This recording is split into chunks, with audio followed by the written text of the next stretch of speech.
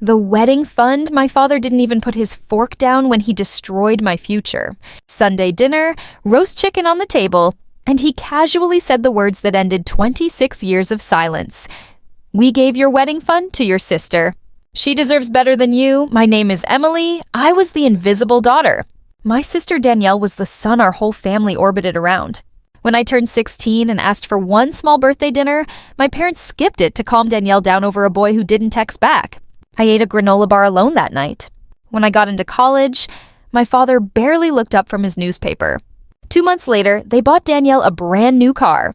I learned early that in my house, love was rationed, and I never got a share. The one thing that was truly mine was a wedding fund my grandmother left before she died, specifically for me. My father managed it. I trusted him. Then I met Nathan, a quiet man in a worn flannel shirt at a free budgeting class in the library. No money, no flash, just kindness. He asked real questions and actually listened.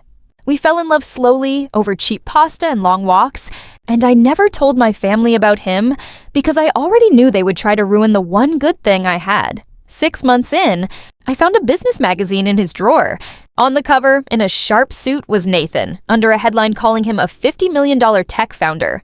I confronted him shaking. He admitted everything and told me he hid it because he was tired of people loving his bank account instead of him. I didn't care about the money. I cared about him. That night, still in his sweatpants, he got down on one knee and proposed. We agreed to keep it secret, to see how my family would treat us while they still thought he was nobody. 2 months later, we sat at that same dinner table, and my father dropped the news. My wedding fund gone, handed to Danielle for a wedding she wasn't even having yet. "Are you doing fine?" he said. "You don't need anything flashy." Danielle smirked and called me plain. My mother laughed. I sat there frozen, drowning in 26 years of being told I was fine. Then the chair beside me scraped back. Nathan stood up, and for the first time, he didn't look quiet at all. "You think she's plain?" he said, his voice ice cold. My father told him to sit down. Nathan pulled out his phone, tapped it once, and slid it across the table. "Look at it," he said. My father's face went white.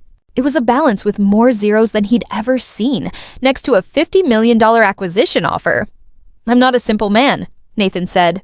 "I'm the founder of Thorn Financial. I could buy this house 10 times over. I kept my identity hidden because I wanted to know exactly who you people really are. Now I know. Greedy, small, cruel to a woman who deserved better her whole life. You have 24 hours to return every cent, or I bring in lawyers who will tear apart 20 years of your finances." My mother begged. Danielle suddenly found him fascinating and tried to touch his arm. He stepped back and told her plainly, "Don't touch me. You're a spoiled child, and I've watched you feed on your sister's silence for years." My father, trembling, promised to wire the money back immediately. Nathan held out his hand to me. "We have a real wedding to plan," he said. I took it, and we walked out, leaving the roast chicken behind. That night, I called my father one last time. "Don't speak," I told him. "Just listen." I told him I was done being an audience for their cruelty, done waiting to be loved, done accepting scraps while my sister feasted. Once the money hits my account, I said, "Don't contact me again. Goodbye." I hung up, and instead of guilt, I felt something I'd never felt before. Light. The money came back the next morning with a note. For Emily, love Dad, like an apology could be wired. I blocked all 3 of them. Days later, my father showed up at Nathan's office and got escorted out by security. We married that October at a small vineyard. 50 guests, no family from my side, no drama, just people who actually loved us. I walked down the aisle alone because I finally belonged only to myself. That trust fund never bought us a single thing. I used it to build a scholarship for first-generation college girls who, like me, had no one in their corner.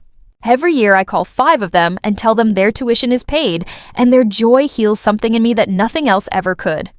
I later heard Danielle got her royal wedding, and it fell apart within a year. My parents are still chasing appearances, still empty. I don't wish them harm.